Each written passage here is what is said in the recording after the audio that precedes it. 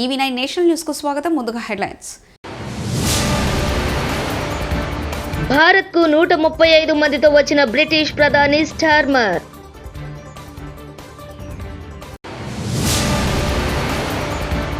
మంత్రుల మధ్య ముగిసిన వివాదం.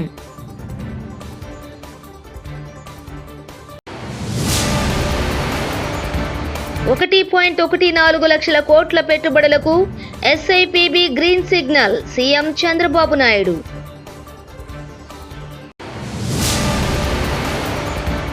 ఏడుపాయలలో మంజీరా ఉధృతి. వనదుర్గ ఆలయాన్ని కమ్మేసిన పొగమంచు.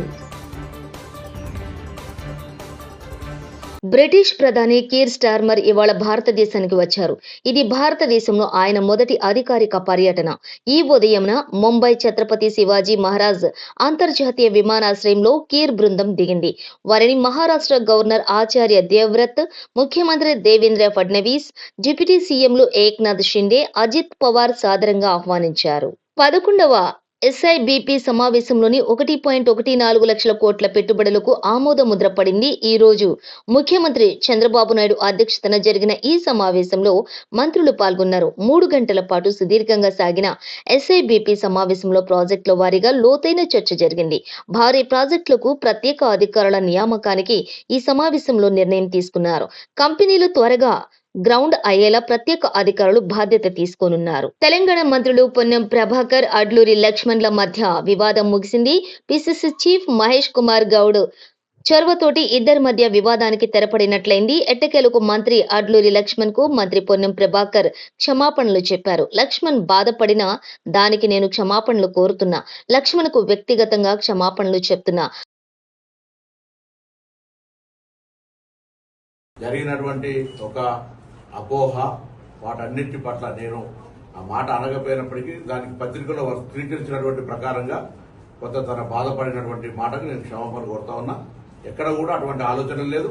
నాకు అటువంటి ఆ ఒరవడిలో నేను పెరగలేదు. కాంగ్రెస్ పార్టీ నాకు ఆ సంస్కృతిలో నేర్పలేదు. కాబట్టి నేను తప్పకుండా ఈరోజు తెలంగాణలో కానీ దేశంలో రాహుల్ గాంధీ గారు సామాజిక న్యాయం కోసం పోరాడే సందర్భంలో వ్యక్తిగతమైన అంశాలన్నీ పక్కన ఉంచి కాంగ్రెస్ పార్టీ సామాజిక న్యాయానికి జరిగే దాని లోపల ఒక బలహీన వర్గాల బిడ్డగా ఈ రోజు తెలంగాణ రేవంత్ రెడ్డి గారి నాయకత్వంలో, పిసిసి అధ్యక్షుడు మహేష్ కుమార్ గౌడ్ గారి నాయకత్వంలో, రాహుల్ గాంధీ గారి సూచన మేరకు ఏదైతే 42% రిజర్వేషన్ పోరాటం జరుగుతుందో సామాజిక న్యాయం. నిన్న ఉదాహరణకు బీజేపీ అధ్యక్షుడు కూడా మాట్లాడే సందర్భం లోపల 84% వర్గానికి వ్యతిరేకంగా మాట్లాడద్దనే మాట చెప్తున్నాం తప్ప మేమంతా ఐక్యంగా కాంగ్రెస్ పార్టీ రేపు భవిష్యత్తులో రాహుల్ గాంధీ గారి నాయకత్వంలో పనిచేసే వాళ్ళని తప్ప ఇంకోటి కాదు. లక్ష్మణ్ కుమార్ గారు వ్యక్తిగతంగా బాధ కలిగి ఉంటే బాధిత సమాజం కూడా మేము అంతా కలిసి పెరిగినటువంటి వాళ్ళమే కరీంనగర్ టౌన్ లో. కాబట్టి అటువంటి ఎక్కడ కూడా ఆ అపోహ ఉండద్దు అనేటువంటి మాట నేను మరొకసారి ప్రత్యేకించి విజ్ఞప్తి చేస్తున్నాను. మంత్రి పొన్నం వ్యాఖ్యలపై అడ్లూరి లక్ష్మణ్ అసంతృప్తి. చింతిస్తున్నాను అని చెప్పకుండా పొరపాటు జరిగిందని చెప్తే బాగుండేది. నన్ను కించపరిచిన విధానం రాష్ట్ర ప్రజలందరూ చూశారు. మంత్రి అడ్లూరి లక్ష్మణ్. ఆయన మాకు సోదరు సమానులు, నేను ఆయన ఉద్దేశించి మాట్లాడలేదని చెప్పేసి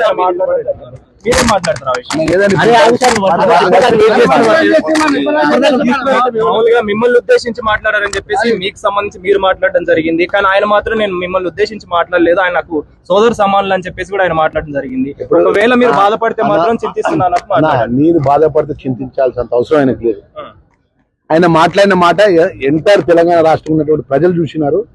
మీడియా మిత్రుల సాక్ష్యం. భారతదేశంలో ఇవాళ జ్యుడిషియల్ పరంగా మీడియాలో ఎంత శక్తివంతమైంది. ఆ శక్తివంతమైన మీడియా మిత్రుల యొక్క సమక్షంలో పట్టిన మీడియా సమావేశం సమక్షంలో పట్ల కెమెరాల ముందు మాట్లాడినటువంటి మాటకు ఇక ఆ మాటను నేను పొరపాట్లో మాట్లాడినన్న మాట అనాల్సిన పోయి ఇక ఆయన చింతిస్తుంటే నేను బాధపడుతున్నా అంటే ఆయన విజ్ఞత గురిపెడతాను.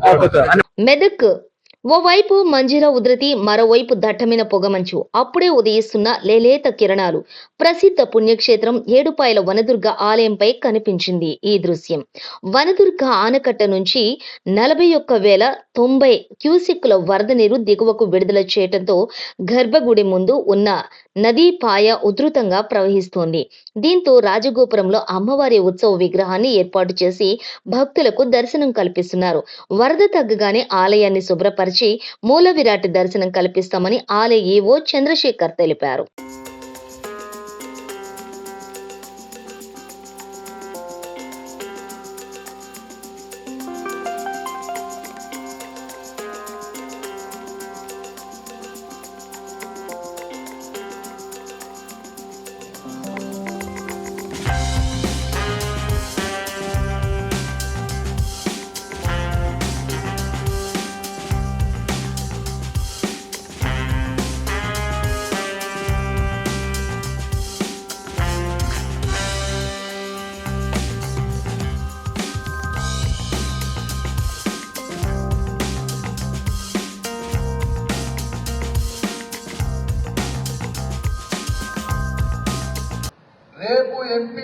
టికెట్లు, సర్పంచులు టికెట్లు, జెడ్పీటీసీ టికెట్ ఇచ్చిన తర్వాత మీ అందరినీ గెలిపించిన తర్వాత మీరు గిట్ల ఎవరన్నా పార్టీ మారితే తస్మాత్ జాగ్రత్త, మీ ఇంటి మీదికి డైరెక్ట్ గా వచ్చి దాడి చేస్తామని కూడా హెచ్చరిస్తా ఉన్నా చెప్పి సందర్భంగా తెలియజేస్తున్నాను.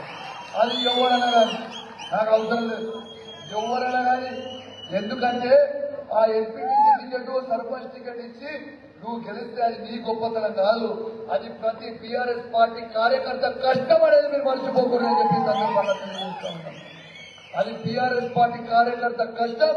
కేసీఆర్ గారి జెండా పవర్, అది కేసీఆర్ గారు చేయబట్టే మనందరం గెలుస్తున్నాం. కానీ రేపు గెలిపించిన తర్వాత మీరు అమ్ముడు పోతే మాత్రం అమ్మ తోడేసి చెప్తున్నా, మజాక్ ఆడతలేను. రేపు 1000 మందిని తీసుకొచ్చి ఇంటి మీద దాడి చేసి తుక్కు చేసి పెడతా. ఇది కమలాపూర్ మండలికే కాదు, మొత్తం హుజరాబాద్ నియోజకవర్గంలో ఉన్న 5 మండలాలకి ఎవరికి ఇష్టం కూడా చెప్తా ఉన్నాం. ఎందుకు ఇంత బలంగా చెప్తా ఉన్నానంటే, ఇలా వాళ్ళ టీఆర్ఎస్ పార్టీ కార్యకర్తలు కష్టపడి గెలిపిస్తే ఇలా కొంతమంది దొంగలు ఎమ్మెల్యేలు అమ్ముడు పోతే ఆ ఎమ్మెల్యేనే పెట్టలే, మొత్తం మంత్రుల ముంగట అరే నువ్వు దొంగలంగా నా కొడుక అని చెప్పిన ఆ రోజు నిలదీసిన ఓ ఎమ్మెల్యేనే పెట్టలేదంటే ఇక మీ ఎంపీటీసీ, జెడ్పీటీసీ, సర్పంచ్ పరిస్థితి ఆలోచన. కాబట్టి మీరు ఒక్కటే కాదు, ఇది టీఆర్ఎస్ పార్టీ వాళ్ళ కష్టం చెప్తున్నాం. మీకు ఉదాహరణ చెప్తా ఉన్నాం. నేను ఇలా ఇట్లా గెలిచిన, ఇలా టీఆర్ఎస్ పార్టీ కార్యకర్తలు కష్టపడితే ఇలా నేను ఎమ్మెల్యేగా గెలిచిన. ఇలా ఎమ్మెల్యేగా నేను గెలిచిన తర్వాత కాంగ్రెస్ పార్టీకి నేను పోతాను చాలా మంది అనుకుని గెలిచినట్టు అలా అధికారం. వాస్తవంగా కూడా కాంగ్రెస్ పార్టీలో రాహుల్ గాంధీ దగ్గర నుంచి మొదలు పెడితే కింద వార్మెంకర్ వరకు నాకున్న పరిచయాలు ఎవరికి లేకపోవచ్చు, ఇప్పుడున్న కాంగ్రెస్ పార్టీ అభ్యర్థి కూడా లేకపోవచ్చు, కానీ పరిచయాలు ఉన్నాయి కాంగ్రెస్ పార్టీ. కానీ నన్ను పోటీ చేయండి, ప్రైమ్ మినిస్టర్ అవుతున్నాడు, నేను ఎంఓఎస్ సెంట్రల్ మినిస్టర్ చేస్తామన్నారు. లాస్ట్ కి దానికి 2 లొంగపోతే నీకు 100 కోట్ల రూపాయలు ఇస్తామన్నారు. బిడ్డ నాకు ఏది వద్దు, నన్ను కేసీఆర్ ఎమ్మెల్సీ చేసిండు, విప్ చేసిండు, ఎమ్మెల్యే చేసిండు. కేసీఆర్ కష్టకాలం నుండు కేసీఆర్ గులాబీ జెండానే మోస్తా తప్పితే మీ పార్టీకి రాజీనామా రాడు. ఏం చేస్తారో చేసుకోండి, ఎన్ని కేసులు పెడతారో పెట్టుకోండి అని చెప్పినాం. ఎన్ని కేసులు పెడతారో పెట్టుకోరి, మీరు ఏం చేస్తారో చేసుకోరి. కానీ మీరు ఇచ్చిన 6 గ్యారెంటీలు, 420 హామీలు మా హుజరాబాద్ నియోజకవర్గ ప్రజలకు ఇచ్చేవరకు, మీ తెలంగాణ రాష్ట్రం ప్రజలకు ఇచ్చేవరకు నిన్ను ప్రశ్నిస్తూనే ఉంటా అని చెప్పిన. అదే విధంగా నేను ప్రశ్నిస్తూనే ఉన్నా. ఏం చేస్తాడు ప్రశ్నగానే రోజు కేసు. ఇప్పటిదాకా నా మీద 76 కేసులు పెట్టిండు. ఏం బీకిండు, ఏం బీకలేకపోయిండు. ఏం బీకుతాడు కేసులు పెడితే? భారత్ కు 135 మందితో వచ్చిన బ్రిటిష్ ప్రధాని స్టార్మర్.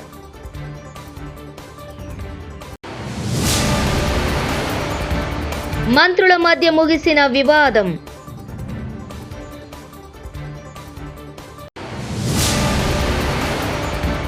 $1.14 లక్షల కోట్ల పెట్టుబడులకు SIPB green signal, CM Chandrababu Naidu.